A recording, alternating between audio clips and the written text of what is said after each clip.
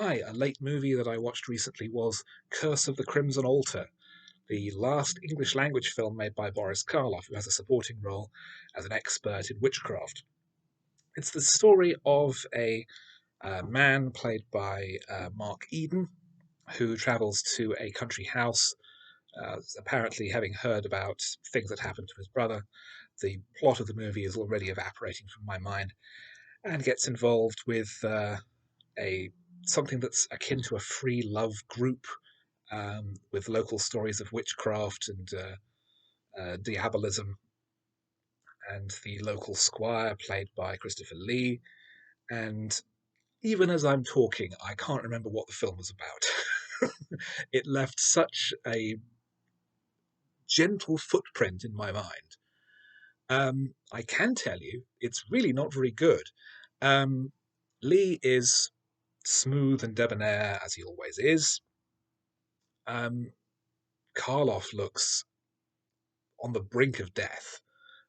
He previously made Targets, a film that I covered in the podcast, which was his last great film, a brilliantly intelligent, complex film about the past and future of horror and the way film and reality can interact.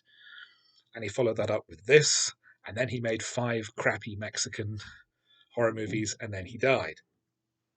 So this is a kind of a last gasp for the gentleman of horror. And although he has a nice, dignified little role, and he's mostly in a wheelchair, and he looks very ill, he's really trying to give it something.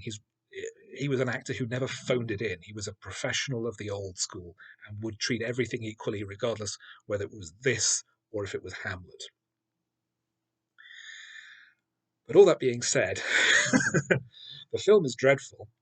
There are scenes of a witch's sabbat filmed with bizarre color filters and lots of weird costumes, and there's no real way you're supposed to connect that, I think, to what's actually happening on screen. This may have happened at some point, or it could be a dream. It's all a bit vague and unfocused. The story is loosely based on the short story Dreams in the Witch House by HP Lovecraft, which is, as far as I'm aware, one of his less white supremacist stories. But the relationship between that and this film story are quite slender. Overall, I remember just about enough of it to warn you not to watch it. It is of minor historical interest as a footnote. It was made by Tygon, which was the third-rate Hammer behind Amicus, which didn't try to challenge Hammer and instead did horror movies set in the present day. Tygon just tried to copy Hammer, did it badly. Don't watch Tower of Evil, one of their other awful movies. Um, but yeah, this is pretty awful. Don't watch it. Look at a picture of Boris Karloff in this film and consider that to be enough.